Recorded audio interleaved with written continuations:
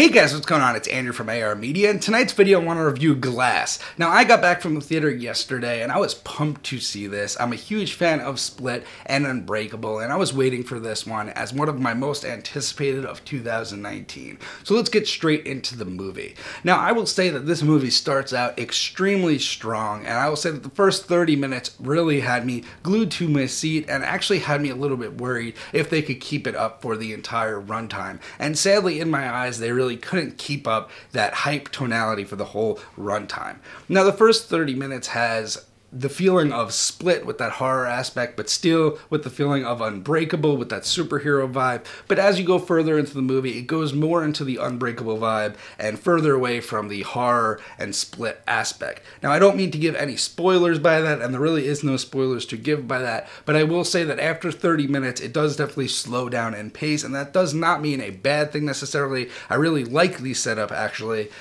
They put him in a very comic book hero sort of scenario. That's all I'm really going to say about it. And it's really cool that the way they demonstrate different things. Now, the performances here are really standout, and specifically the performance of James McAvoy. Now, he was great in Split. You got to see some personalities. But the one thing I was disappointed about in Split was you didn't get to see all the personalities in the posters and then the titles, and you know, he talked about all these personalities that you didn't get to see. In this one, you definitely get to see all the personalities. You get to see them more in the acting front, switching right from one to another, and he is just incredible. All the different personalities are incredible, and the way he's able to switch really had me captivated. Samuel L. Jackson as Elijah Prince was great, and Bruce Willis was actually really good as David Dunn. And that's actually pretty surprising, because Bruce Willis has been pretty much just sleeping through his roles lately. He was really bad in Death Wish, in my opinion. So I was happy that he tried in this role and brought out the older Bruce Willis that we know and love.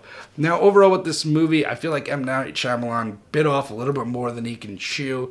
And that's kind of the issue that M. Night Shyamalan has all the time. I'm not too surprised by that. But overall, I think as a trilogy, as the three pair, Unbreakable, Split, and Glass are all awesome movies. I mean, that's the thing, is that this is still a great movie. I still had a fantastic time with it. The only reason I feel like I was let down was because I went in with very high expectations, and me as a fan of horror, I just wish there was a little bit more horror and thriller aspect to it. Not that the movie really disappointed at all. I do wish the ending was a bit different. There are some things I would have changed. I wish M. Night Shyamalan maybe held back a little bit and didn't bite off as much as he could, but I still enjoyed the movie, and I still think 100% it is worth seeing in theaters if you're a fan of Unbreakable and Split. But make sure that you see those two before this, because I feel that you really need to see those two to fully enjoy this movie. So anyway, guys, let me know down below if you saw this movie. I'm really interested to see other people's opinions. I know it's very split between the community and between critics, and really